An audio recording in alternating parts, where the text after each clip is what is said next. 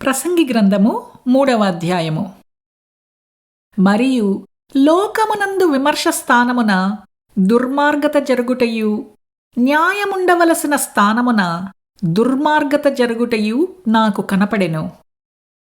ప్రతి ప్రయత్నమునకును ప్రతిక్రియకును తగిన సమయమున్నదనియు, నీతిమంతులకును దుర్మార్గులకును దేవుడే తీర్పు తీర్చుననియు నా హృదయములో నేననుకుంటిని. కాగా తాము మృగముల వంటి వారని నరులు తెలుసుకొనున్నట్లును, దేవుడు వారిని విమర్శించున్నట్లును ఈలాగు జరుగుచున్నదని అనుకుంటిని. నరులకు సంభవించినది ఏదో అదే మృగములకు సంభవించును. వారికిని వాటికిని కలుగు గతి ఒక్కటే. నరులు చచ్చునట్లు మృగములను చచ్చును. సకల జీవులకు ఒక్కటే ప్రాణము. మృగముల కంటే నరులకేమీయూ ఎక్కువ లేదు. సమస్తమును వ్యర్థము.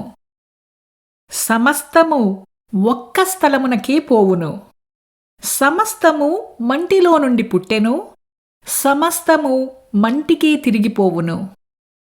నరుల ఆత్మ పరలోకమునకెక్కిపోవునో లేదో, మృగముల ప్రాణము భూమికి దిగిపోవునో లేదో ఎవరికి తెలియును.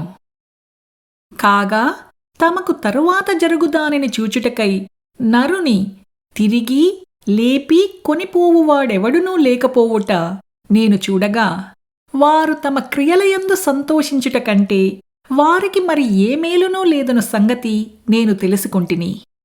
ఇదే వారి భాగము.